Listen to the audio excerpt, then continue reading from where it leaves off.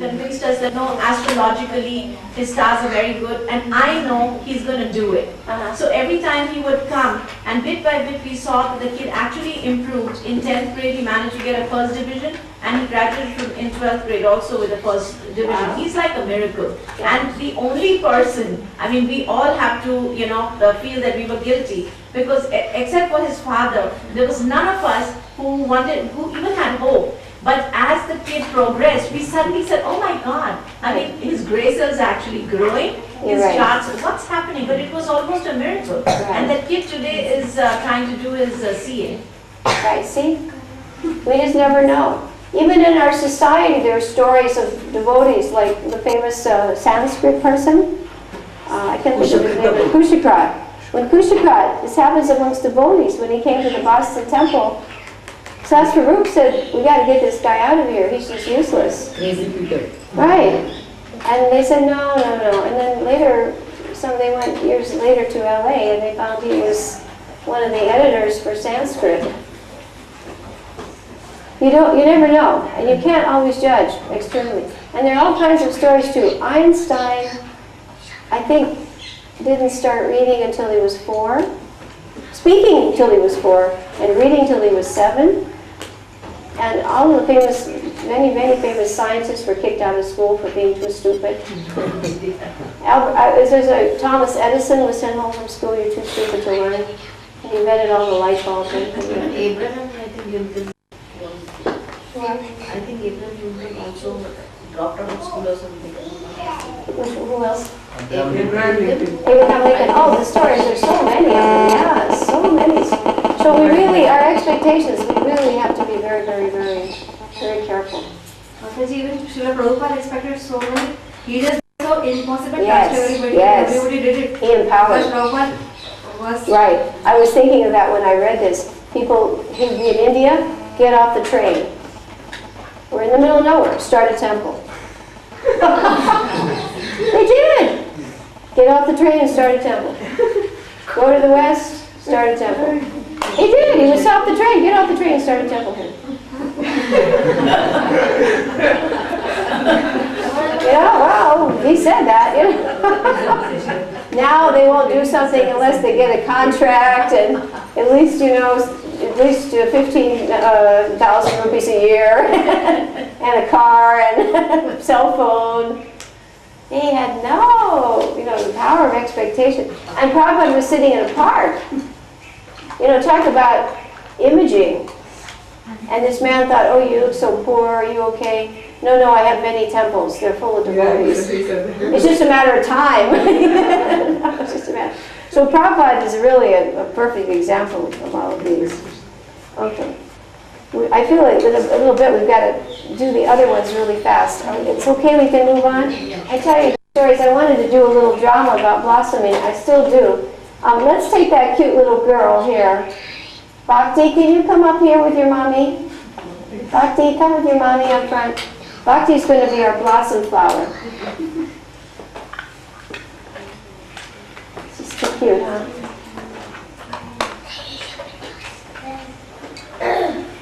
Because she's like a little flower. Let's take a look at the blossoming technique. This is what you use with your children or anyone you meet to bring the most out of them. As he said, it is within our power to do ill or good for others. Okay, Bhakti, you want to stand here? She's our little flower. And we're going to blossom her.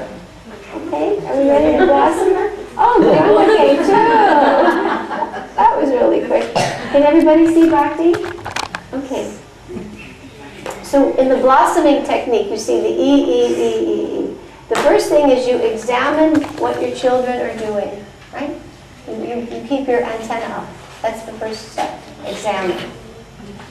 And we see what Bhakti likes to do. She's looking at Krishna Balaram. Then you expose something positive that you recognize. Bhakti, you like Krishna Balaram? Bhakti? You like Krishna Balaram? Yes? Yes, she's a little shy. You expose what the child is doing. You notice it, and you tell them. You notice it. Bhakti, you like the picture of Krishna and Balaram? Yes? How about you, Gauranga? Do you like the picture of Krishna and Balaram? Yes. He likes to be in it too, all right? Then the third step is you express your emotion. How do you feel about that? Genuine. None of this should be fake, remember? Yeah. If it's fake, what happens? Like counterfeit money, it comes back in your face. So don't be fake. Bhakti, I feel so good when I see you look at this picture of Krishna and Balaram. Do you like this picture? This makes me feel really good. Gauranga, you like this picture? How about you? Yes. Yes. Yes. Yes. Yes. Then the fourth step, the third one is motion. We go back. The first one is you put your antenna and you examine what's going on with your children. You look for good things. The second thing is you expose. You point out to them what you noticed. Third thing is you tell them what's good about it, how you feel about it. This is the present. But the present is a compliment. He says the future is what we call the expectation. Bhakti, I think you're becoming a wonderful devotee of Krishna Balaram. You project some vision for the future, some expectation that they live up to. Like, I think you're becoming a really good artist. I think someday you'll be a great cook. And then you seal it with affection, endearment. And that can be in the form of a hug or a touch on the shoulder, or if it's somebody grown up, just touch of the heart with words. Right? Endearment. So you see the E here in your middle, right? Examine, expose, emotion, expect, endear. And he has examples of that in the book. Again, you must do the reading or you will miss out on the beauty of this. Thank you, Bhakti. That was wonderful. Thank you, Gauranga. Thank you very much. He loves his sister, I can tell. I think he must take good care of her. I think she's so petite. Okay? And the last one, we'll do our maximizers quickly so that at the very end we can drill again on our phonograms. So far, so good, everybody? I wish we had more time on all of this, but we have a lot to do. And I really do want to weave in these other strands in our head.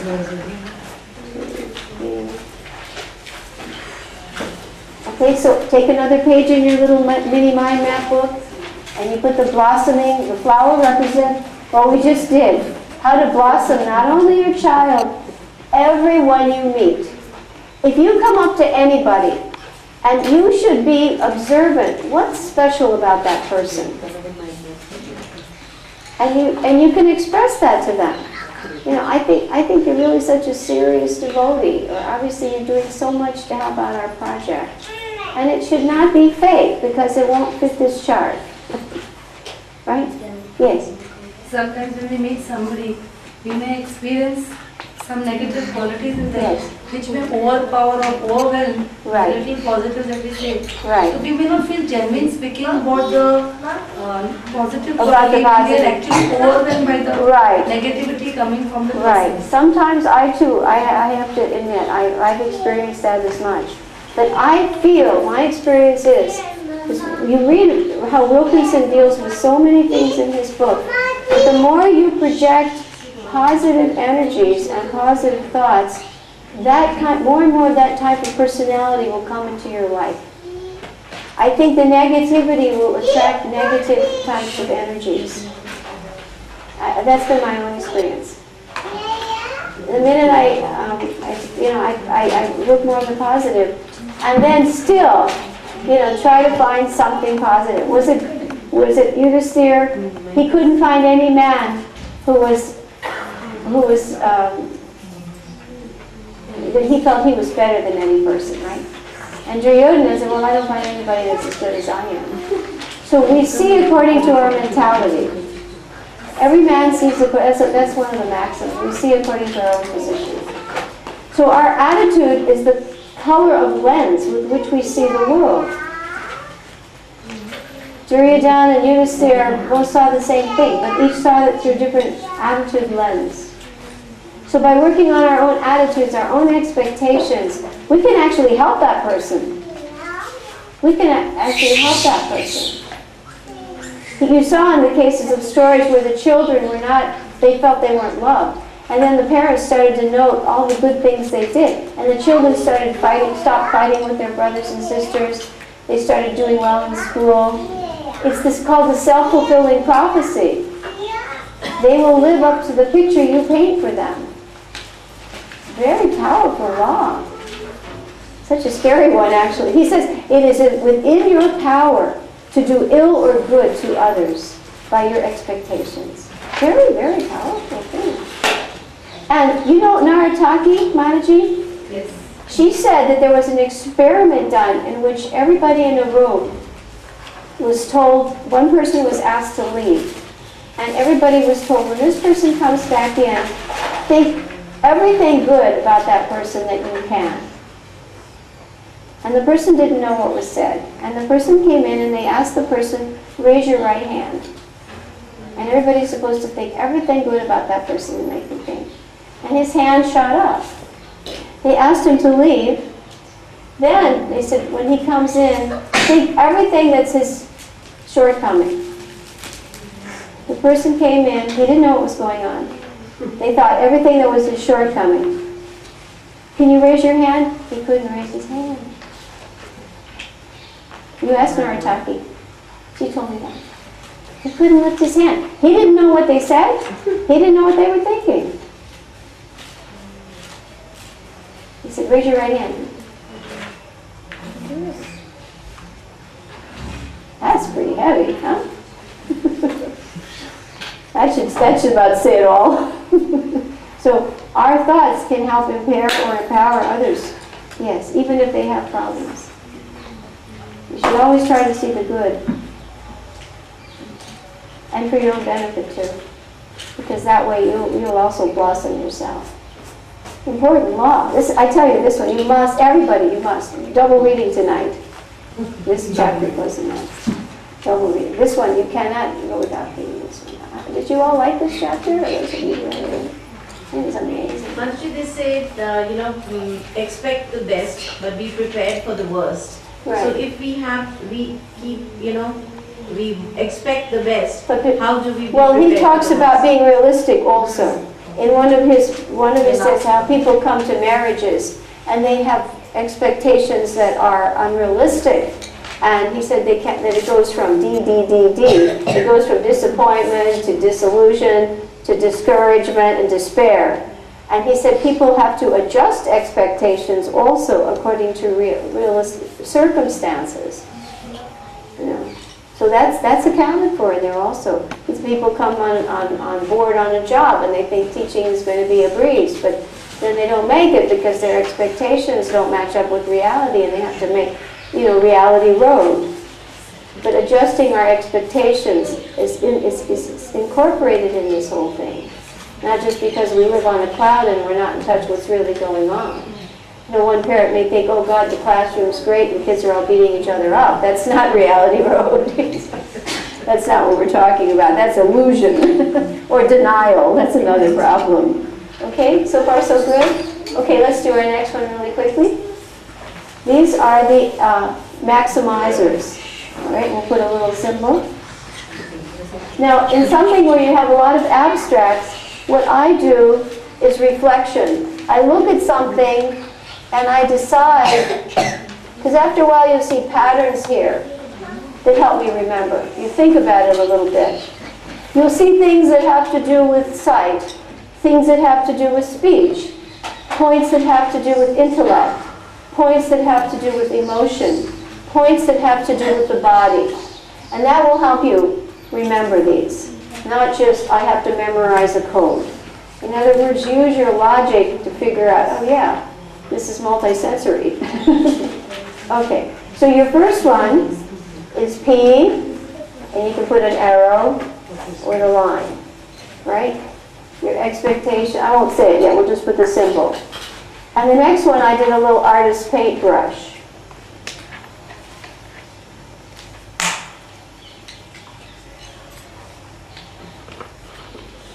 Okay.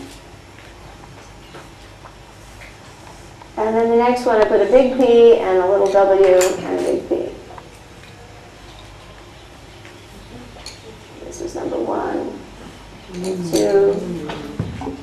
3, and 4. And the next one, I just did a set of eyes.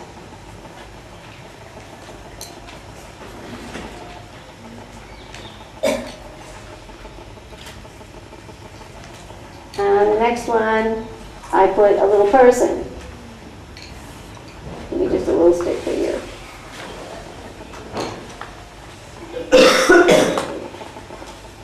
Oh no, I had CC, sorry. My glasses on.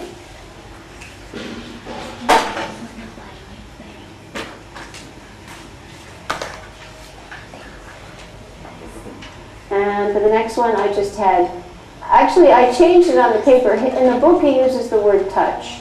I changed it to teach because some people misinterpret the word touch. But by touch he means the heart, not necessarily physical. With smaller people, of course physical touch is appropriate, but he says with bigger people that's not appropriate. So they mean touch in that case.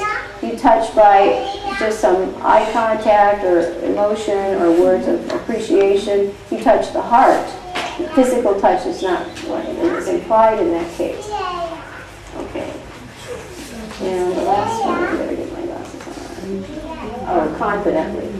Yeah. E, and that would be with C. I'll put a heart with C. Again, emotion, it's done with confidence. It should not be uncertain, because the kid's already uncertain, but you have to be confident that what you're saying is true. Okay? So we have 1, 2, 3, 4, 5, 4, 5, 6, 7. Okay, so quickly now just image this, and I think we'll have to speed this up. We'll read it fast, and we'll all just read them together. And you grade. We'll go through this quickly. Because these, again, if you think about it, if you use a little reflection, you can figure out, well, these are all my senses, or my heart, or my intellect. So let's just read them and mark yourself. Number 1, we'll read in unison. Employ opportunities purposefully. So here I had purposefully with a goal. In other words, you have your intellect. Have some purpose to your expectation. It's not just, you know, I want to have an objective in what I say. Get the child perhaps to appreciate his ability in some area. So it should be purposeful. Employ your opportunities purposefully. And so mark yourself on that one. Number 2, express your expectations. The artist paintbrush, creative. Be creative about it. I can't remember if this is where it fit, but in one case somebody sent him a gift and it was a red carpet. They wanted him to speak and they rolled out the red carpet. You know, or you may send someone a note and you might creative way of expressing your expectations. Be creative about it, don't just be boring. Use your creativity. So 1, again, use your intellect, make it purposeful. Number 2, use your creativity. Number 3, pick your words, everyone together. Pick words precisely. In other words, how you word it can also be very powerful. Use your intelligence now, your mind, your ability to use language. Pick the words precisely. And number 4, everybody, establish eye contact. Now, in some cultures, that doesn't work. When Shrutakirti went to Japan, I think they were preaching in Japan, he said eye contact. Oh no, who was talking about doing Harinam? Was he talking about Harinam in Japan? If they saw that people made eye contact, that was a cue. We can go sell a book. But in Japan, it's considered rude to look at the people. And I know in this culture, eye contact isn't so acceptable. In America, if you don't make eye contact, you're not being sincere. So I found too, you know, like in this culture, I'm so conditioned, especially as a teacher, to make eye contact with people. But if you try that with people in this culture, they think you've got ill motives or something like that. So you have to have the cultural context. You know, it's a fact in America. Like, remember Ron Clark? Look at me. We're taught like that. You know, so you go up to somebody here in India and you, okay, you know, and then, what are you doing, lady? You know, it doesn't fit. You know, gestures are like that. One gesture in one country means okay, in another country you do and they'll beat you up. So you have to be really careful. India differs even in the urban and the rural. Yeah. So you have to be aware of your cultural context with body language or these traditional things. But basically, eye contact, if it's a child or somebody you're working with closely, it's okay. And the next one, everyone, communicate body language carefully. That was CC. So watch your body language, right? Here, we've got it here. It's 55%. Watch your body language. And number 6, everyone. Down here, it's really touch others appropriately. I put teach others appropriately because I thought if you put touch, it's going to really seem weird. But he uses the word touch with the quotation marks. Touching their emotions. Touch their heart. And let's read the last one. Set expectations confidently. Be confident. If you're not confident, the child won't believe you. Again, intonation, 38%. He's nervous about what he can do. You're not. As you said, the father had faith the boy could do it. Nobody else was convinced. But the child did what the father said. Okay, that's the law of expectation. We really had to rush through it. But we have so much to do. I think we probably, I don't even know the time, it's hiding back here. We'll probably way over time. 4 o'clock. It was not so bad. We can still do a drill. Okay, I think we need a break, but before the break, I'd like that we all do a little bit of reading of one of the expectation stories. Because I think those, it just means a lot as a group. We take turns and we all go around. And we're going to read the story about ketchup in the corner.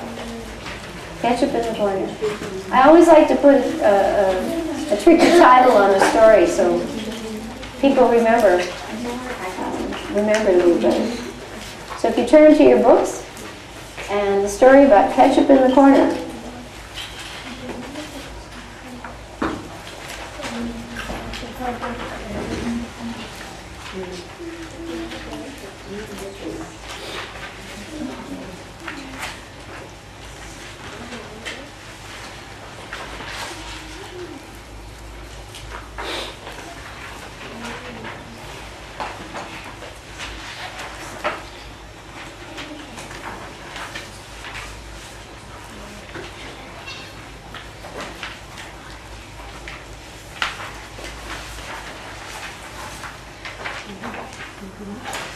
Maybe you have the page for that. I need to start putting little labels in my book. You probably have the page for that story.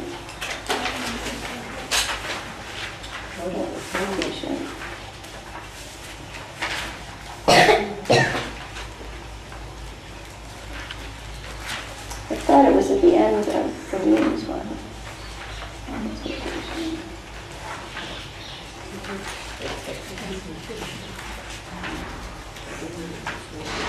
Oh, here it is. Employer, no, that's not it. I think it's in the maximizers. It's in the maximizers? That's what I thought. I looked over, okay. Look at the end, that's what I thought also, the last. Discussion questions.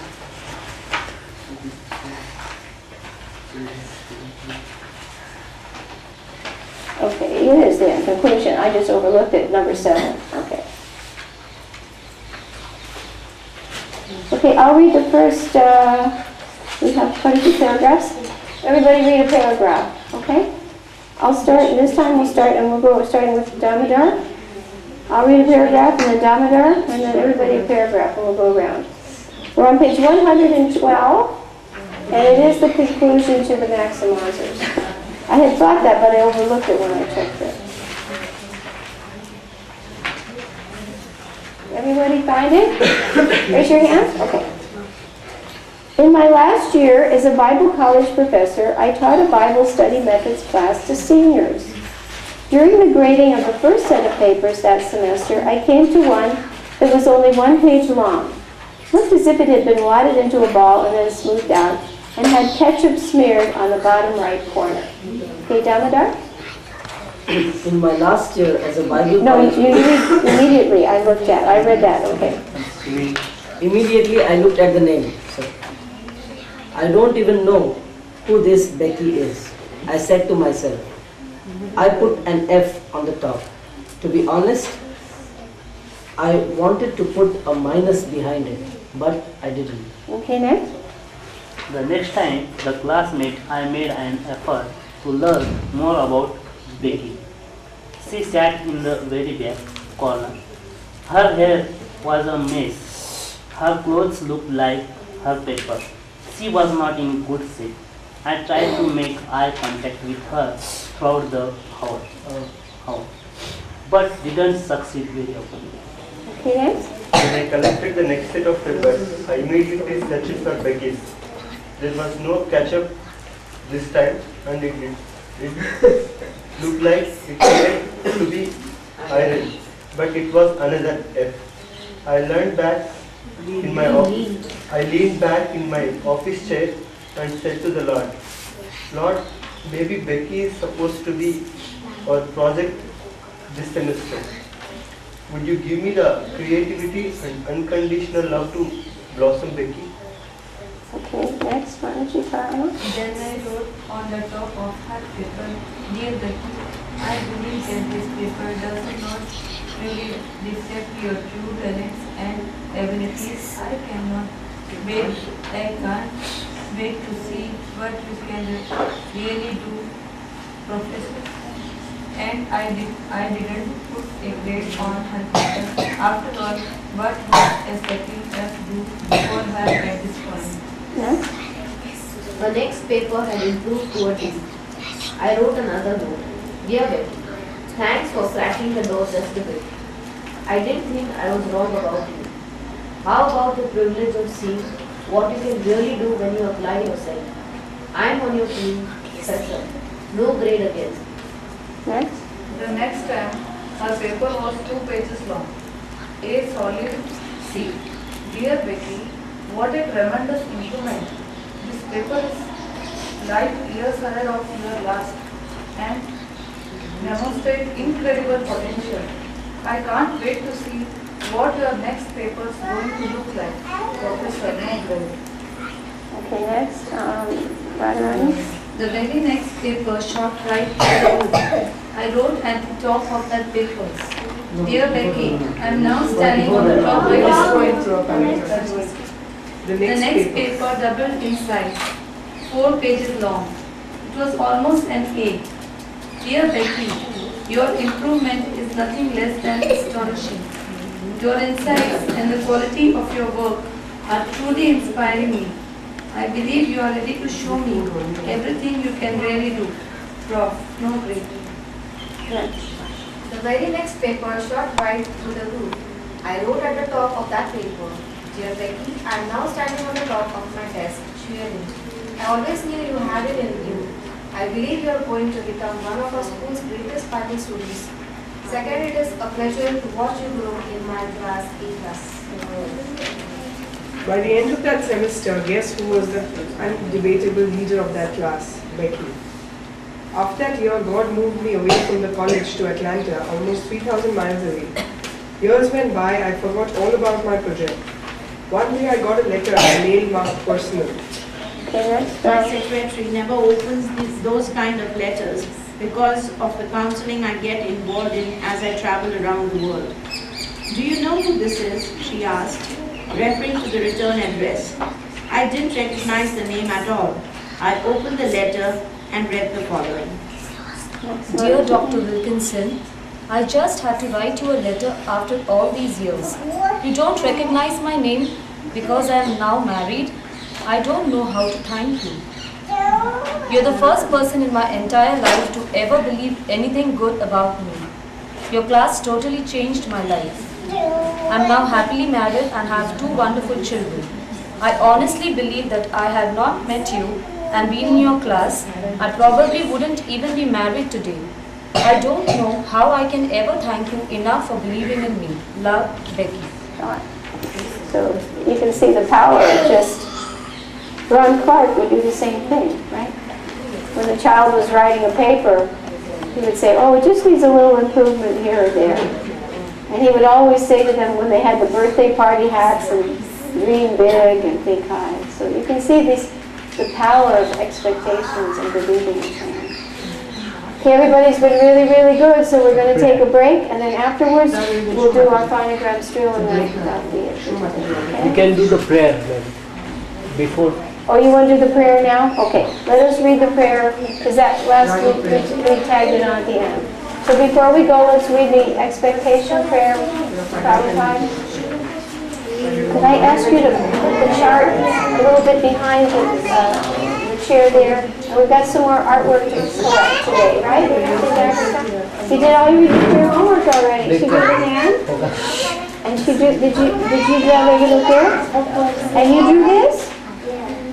Oh! Look at this one already. You did this today?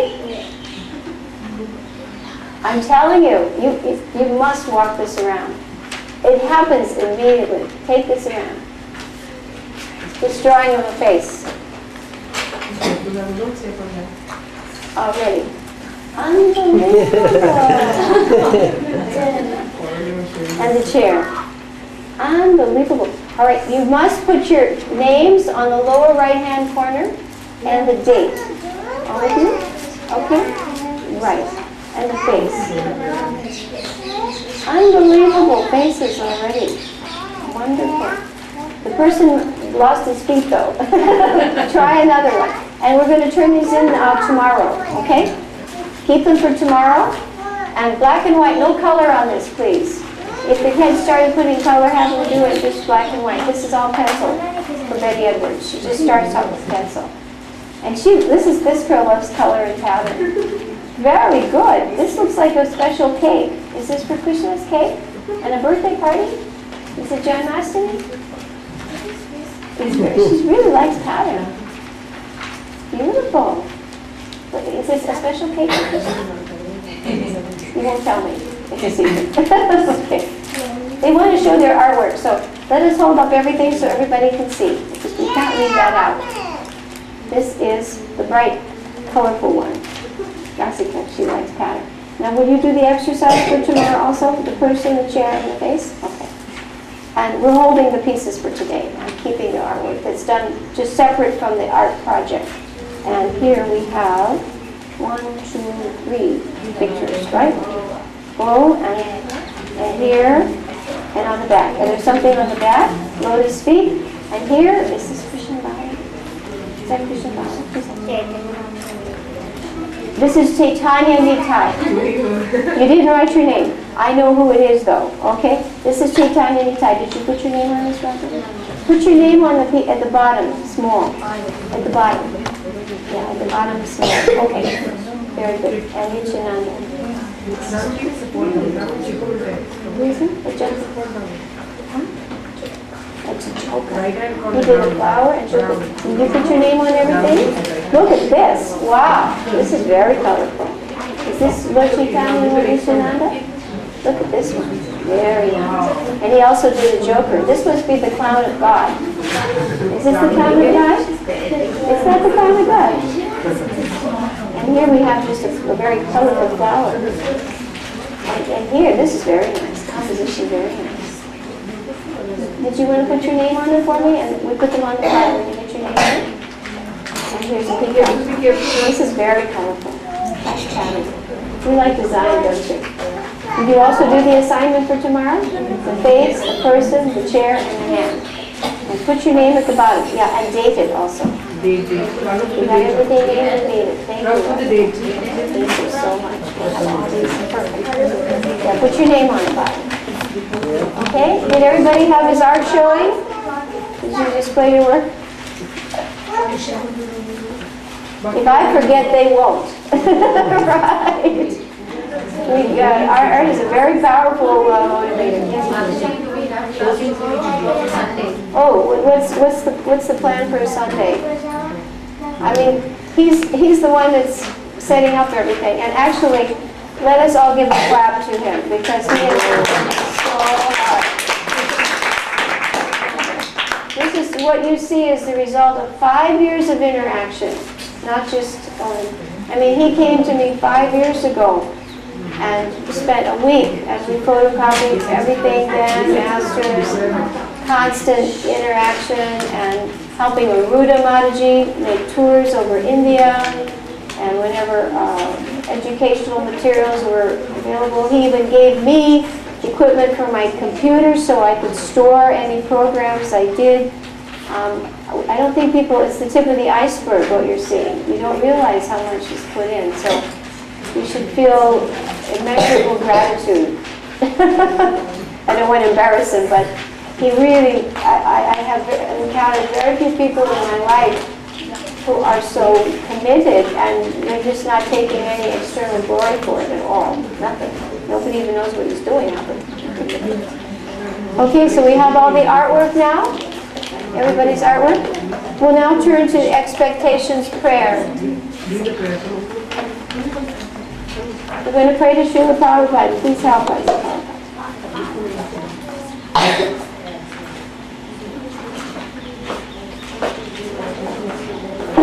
The law of expectation. Expect the best. We need the children all to be quiet. And we all read together. Or no, I think yesterday I read in response. That's how it works. Okay. May I always be mindful that expectations exist in everyone about everything all of the time. And that expectations impact ourselves as well as others. Expectations are rooted in the past, yet they influence the present and the future. May I maintain only the highest aspirations for my expectations of my students will be revealed through my attitudes and actions. Influencing the future of my students, whether stated or not. May I carefully avoid setting my expectations too high or too low for too long, so that I may never impair the lives of my students. The essential ingredient, once again, is love. For my expectations, empower others when guided by love. In order to maximize the principles of expectations, may I employ all opportunities purposefully. Express my expectations creatively and choose my words precisely. Understanding the power of nonverbal communication, may I touch their hearts by conveying sincerity through proper eye contact and body language. What do I have in here? To strengthen, that's supposed to be wrong. To strengthen my, it must be have a mistake here. To strengthen my students' belief in themselves, may I express my full belief in them by stating all expectations confidently. Only by your mercy, Srila Prabhupada, will the principles and practices of the law of expectation be possible. Very good. Hare Krishna. Okay, so I guess we're going to take a little short break, and then we'll do our drill. Can all of our children get settled? Everybody get settled? Raghava? And I want you to sit with your mommies because you're going to drill now. You're going to. And Chaitanya, sit with your mommy. Nityananda, you want to sit with your mommy because you're going to practice together. We're going to have some peer tutoring on this now. Everybody have someone they can peer tutor with? Okay, you guys do it together. I think Anita, you can manage, you got the kids. You can peer tutor with her because you're going to be. Okay. And Govinda, you're going to drill with your mother now, okay? This is phonogram's time because this applies to you. That's why most of you came here in the first place, right? You came here for Spalding. And even though children are reading, any one of them will be reading better. Even though she's reading well, she will read much faster. Much faster. No hesitation, spelling well, everything is good. All right. So again, we'll take a look now. Now we've got the chart. So we have the seven in a column, and 3 columns of yellow, 21 consonants. 5 red, you got your red vowels. Raghava, let's sit properly. Thank you. Makes a big difference. Remember when Spalding said how we sit? Otherwise our head hurts and we don't stay alert. Children, show us how to sit. How do we sit for optimum learning? It's practical. It's not an artificial imposition. If we sit with our heads forward or we're slouched, we cannot, the spine and the air movement, we cannot think properly. All these yogic things were scientific. They were not just something we do because we can't think of something else to do. Yoga is practical, isn't it? Yoga is practical. How we eat, how we sleep. Yogis could do everything because they knew the importance of these principles. So sit properly.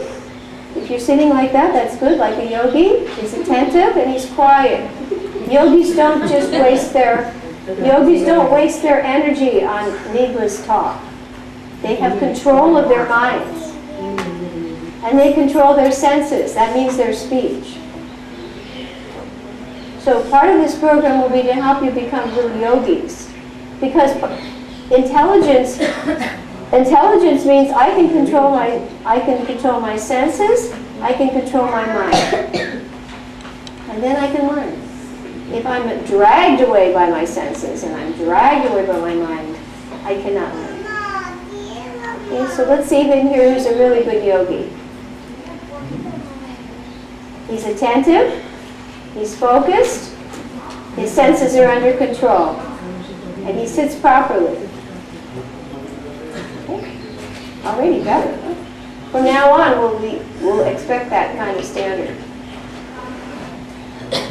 We have everybody repeat 21 consonants. 21 consonants. 5 red vowels. 5 red vowels. 5 blue spellings for earth. 5 blue spellings for earth. 2 orange A's. 2 orange A's. 2 green O's. 2 green O's. 2 purple A's. 2 purple O's. And 2 reddish pink Uyus.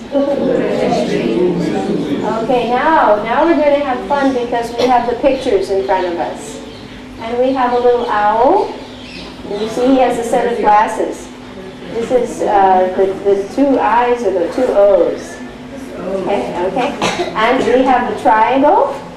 You see the triangle?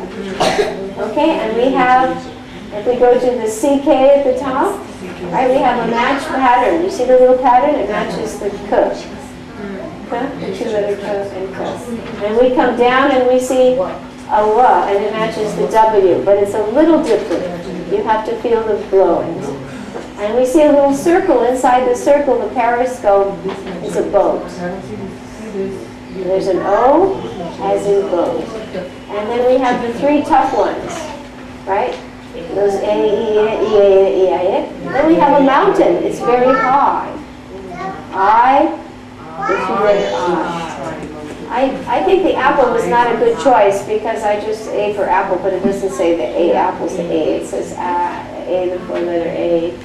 So anyway, A, the 4-letter A, we have an apple there. We have 2 matching patterns here for KN and GN, and they match N. It's a little flower garden. N is for nasturtium. It's a type of a reddish flower. A pencil for write, the 2-letter And over here, it's the opposite of for read and write. We have a flower. Actually, there's an F is a flower. There's a F is for flower. But PH, there's a type of a flower that's called a flock. And it's spelled PHLOX. Flock. And then we have diagonal stripes for J that match with J. On the opposite side of the chart, upper right corner you have J, and lower left corner you have J. That's just arrangement. We have another circle. O with a toe inside. O is in toe. Let's make it so easy. Now the little pictures, I mean, it knocks off. We're just isolated to a few hard spots. G as it goes. In the new book, they don't use GH, they use GU. This was done before the book came out, and I didn't feel like redoing the whole chart. But if you look at the Spalding edition you have, she replaces GH with GU, as in guest. Yes. Yeah. But I didn't feel like doing this all over again, believe me. Then we have 3 stars, and stars shine. They make a shh, like the SH over here. So we have 4 stars, but this one is a part of the root of the word, like shoe or dish. And this is changing the word from one part of speech to another. They all shh sounds with ZH on them. The last one I have is 6, because this OUGH will make 6 sounds. Okay? And that we have one of the 3 bandages. OW, OU, and OUGH. We call that going to the doctor, those phonograms. The others are either simple enough that I didn't feel I wanted to clutter up the whole thing with a picture, and I just left them as plain. But otherwise, I think that this has made it much easier for children to learn. And as I say, with adults, we've been able to learn it in an hour, with just if I have one adult and we're doing it. And with even 3-year-olds, one little girl, Leela, she'd come and we learned them in 10 days, 7 a day. We did a row a day. So it's not that bad. I don't think it's an obstacle to better reading. Is it? It's the key. It's the key. All right. So again, let's focus on some of the tough ones. We'll get the tough ones out of the way. Remember, we want to review on the consonants. We'll just go over the hard spots again.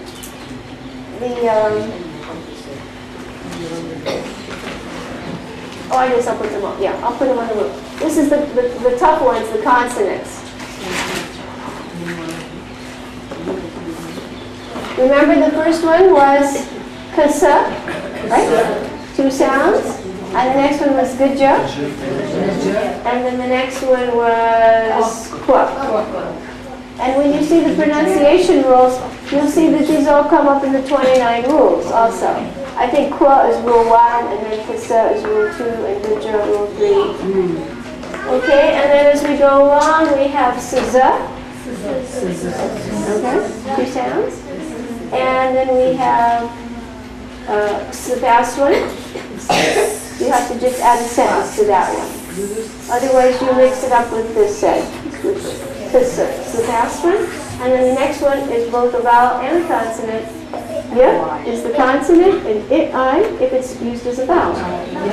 Yeah, because you have A, E, I, and A, E, I, O, U, and sometimes Y are vowels. So here's the Y. At the end of the word like my, or by, or try, it's the vowel. So these are your tough ones. Kasa, gja, kwa, saza, the fast one, yet, I. Okay? And that's pretty much the only thing that's difficult. Everything else, you just say it as it is. And if there are other pictures, it is because they have a matching phonogram. And the other rule is if it's more than 1 letter, you underscore it. Otherwise, it's not seen as a combination, a fixed combination. Any phonogram that's more than 1 letter is underlined to mean I see this as a phonogram. Right? Like O-U-G-H. If the child sees the word O-U-G-H, low, for the 2, O, off. It's the first sound, so you wouldn't number it. So this is how this word would be shown.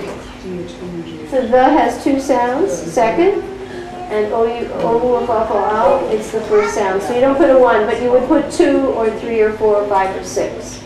If it's the first sound, we don't put a 1, or only sound. We don't bother with a 1. But anything after 1, we put the number, that way it tells us, oh, this sound. And it's not that complicated. I say, O. And they've already learned how to spell these, and they mark them, and it's automatic. Ooh, you blend them. Okay, so we've got all the tough ones in the consonants. All right, now with our vowels, we'll analyze that. We're going to do a quick analysis of the phonograms before the drill. That way, we have a theoretical understanding of them, not just memorization. Memorization is stronger when you have knowledge. Memorization is weak when there's no knowledge. So now these are easier.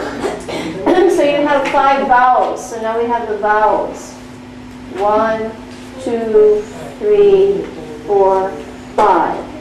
So the first vowel, second, third, fourth, fifth.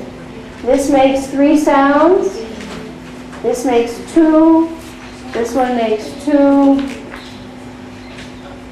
This one makes 3. And this one makes 3. Okay?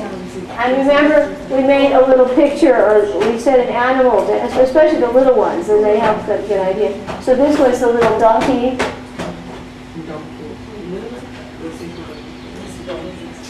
Okay, little donkey. And this one was the mouse.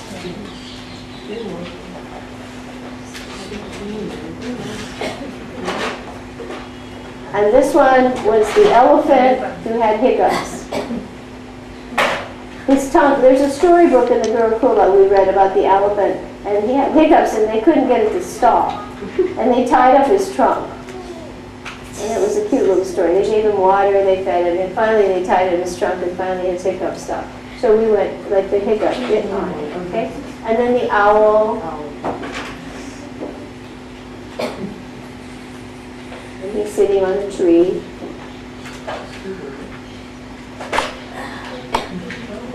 And there's a moon up there, okay?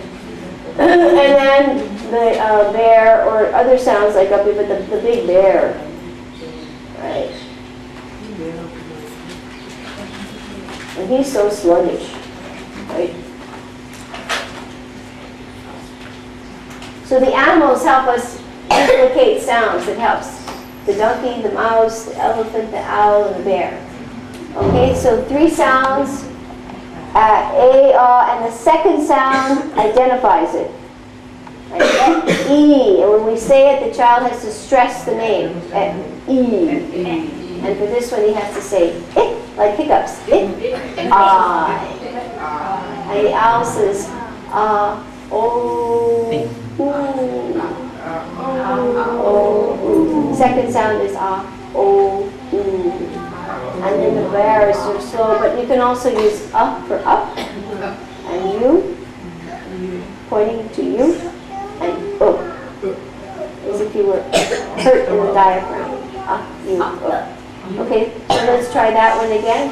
Donkey, A, R. Yeah, not A, R, it's as in A, A, R. And then E. We stress the E because it identifies this one, 2 sounds. And the hiccup, it, I. And the owl says, O, like ooh. And the bear says, U, U. All right, again. A, O, E, it, I, O, U, O. Good, that's very good. Yeah, these are hard. The vowels are hard, but the consonants are not hard. The consonants are not hard. The vowels are a little tricky, and they become confusing because so many other combinations will make the vowel sounds, right? Remember, there were 45 sounds. So we have many I sounds and O sounds and U sounds, but those are fixed combinations. Okay? Now, the 5 ers.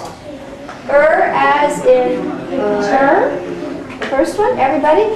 As in her. As in first. As in nurse. As in worship.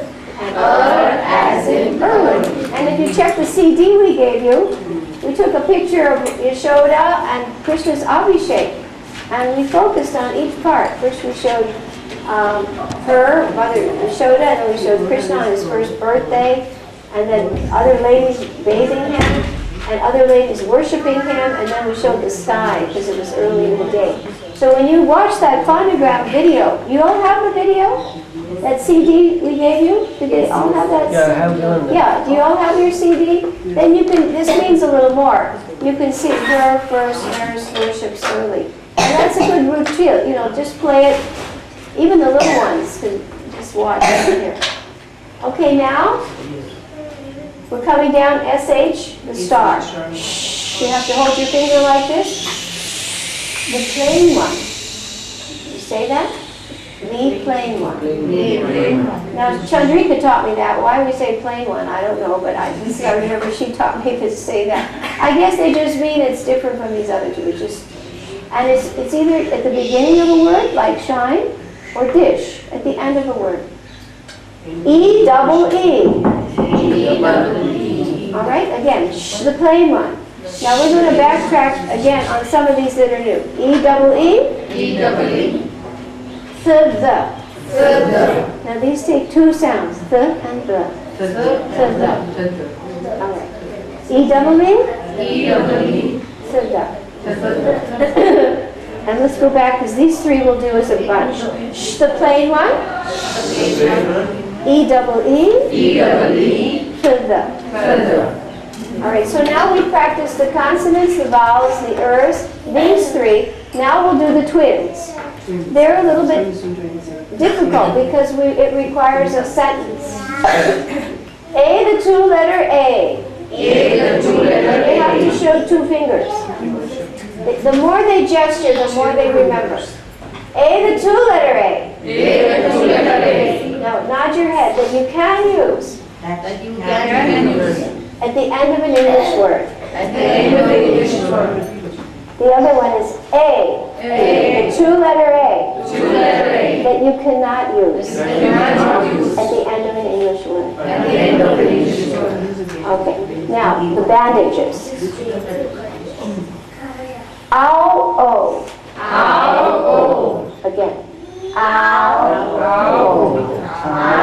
oh. The next one. 4 sounds. Ow, oh, ooh, ah. Ow, oh, you, ah. One more time. Ow, oh, you, ah. Very good. Again, just the first one. Ow, oh. And then the next one. Ow, oh, you, ah. 4 sounds on that one. All right? 4 sounds on that one. Let's try it in black and white. Can you find that? This is a little trick here. You see ow, oh? Okay. Ow, oh. See if you can spot it. Oh. And the next one, 4 sounds. Ow, oh, ooh, ah. All right. Again, the CD helps. Next, let's lie down. We have 2 oys. Oi, that we can use at the end of an English word. Oi. The next one, we cannot use at the end of an English word. All right? And the next 2, aw, that we can use at the end of an English word. Aw.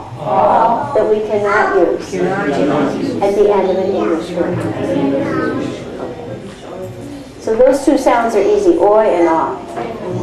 The next one, ooh, you. It's a little bit difficult, these 2, and I say the jelly roll. Ooh, are you hearing some phone or something? Maybe it's this. Am I getting it?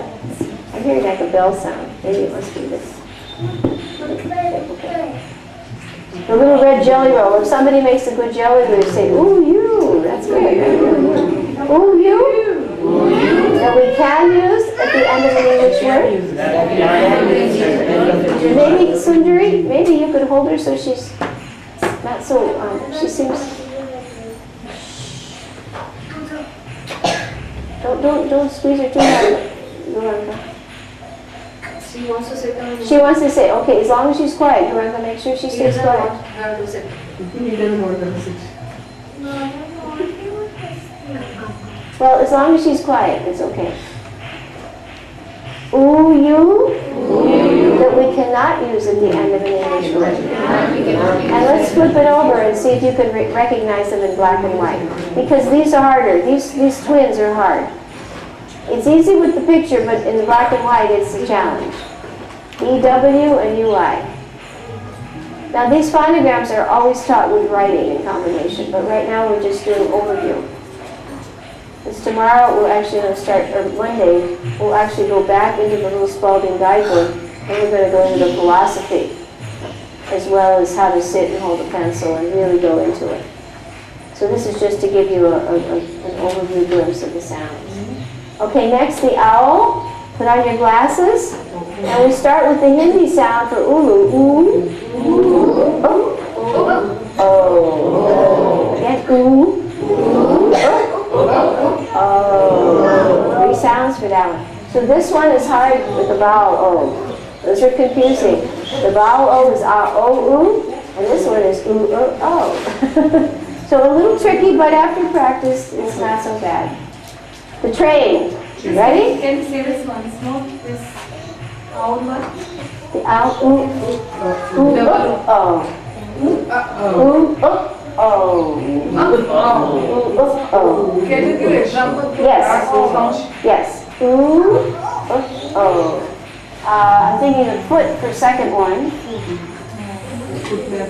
Foot and oh. Boot.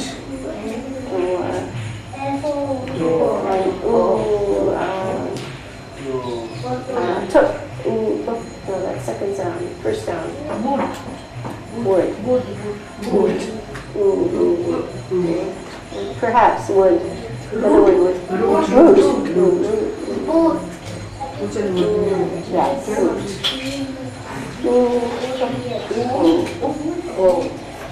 Okay. Your book will give examples if I can't think of that. And the flashcards, I guess maybe you don't have flashcards. Flashcards on the back have examples. Can you think of one thing out of boot? Boot? Yeah, boot. That's a good one.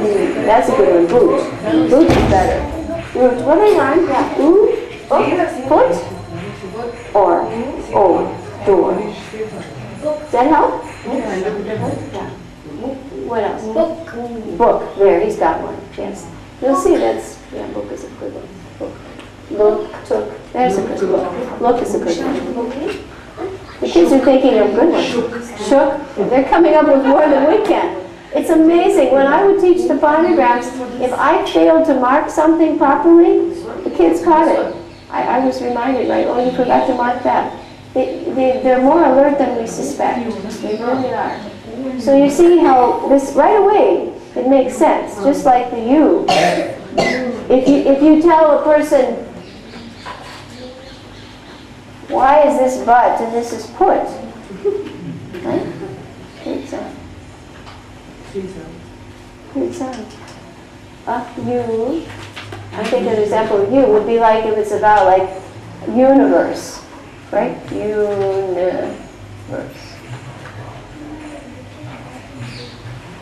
U sound here. U. Put, but. 3 sounds. Really helps in the spelling. And they start to realize, well, it is illogical, but at least it's been codified. Lack of line. Just going back the EU and UI. How do you EU, UU. They're really close. They give examples like one is fruit, and another was suit, and then suit. Yeah, it's really close. They give examples if you check in the book. I can't think I of was just going to confuse it. Yeah, it's pretty close. And I think often in speech the distinction isn't so clear. I don't think. EU and UI. Ooh and you. And you. You. And UI. And UI. Ooh and you. Both. One is an ending and one is spelling. Like few, there are very few children here today. Few.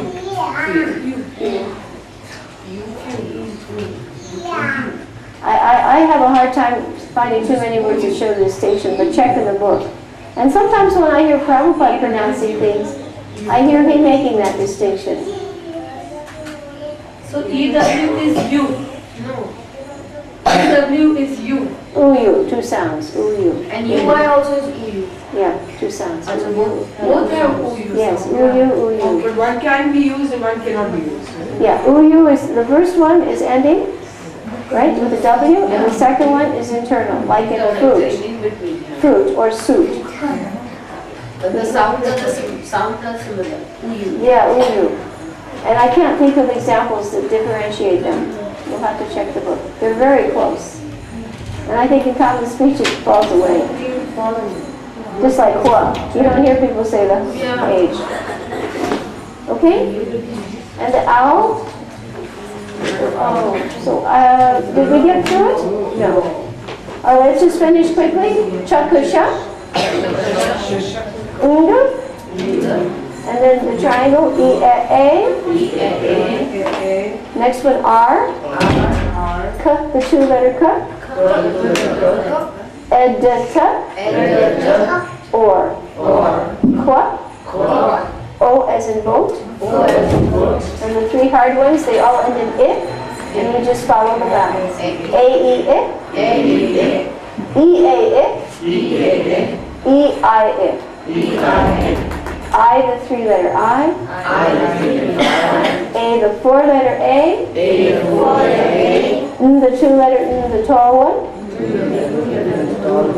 N, the two-letter N, the short one.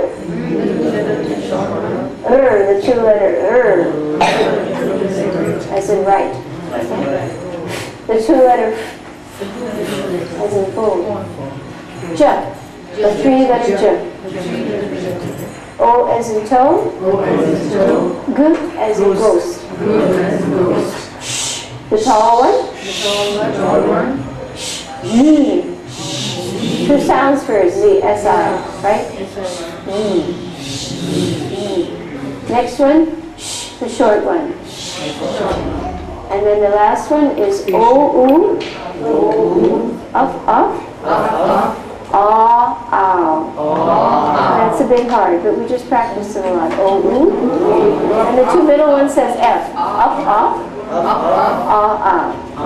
Like rough and cough.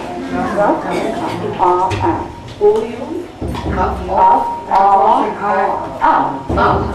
Okay, not so bad.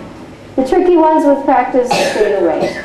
But you can see most of them are pretty simple. And especially with the pictures to guide you. And then what we do is we just drill up and down until we get a master row, and then we go this way and that way and backwards. And then we try it black and white and write it. And then spelling, and then everything is automatic after that. Preliminary struggle is never more than a month. Preliminary struggle is never more than a month, including the handwriting perfection, the phonograms, mastering them, initial spelling words. It's a 1 month austerity that from there on it's just you use 10 new words a day, and they're the basis of grammar, creative writing, reading, pronunciation, everything. So it's 1 month. I don't think that's such a big austerity, really. Okay, so I think that's it for today. You've all been patient. We're over. The kids are tired and can't thank you enough. So you've got your charts. Please read ahead into log application. And phonograms will do your homework in art. You've got a day. This is your first drive. And we'll do a little bit of the Bhakti Shastri at the beginning.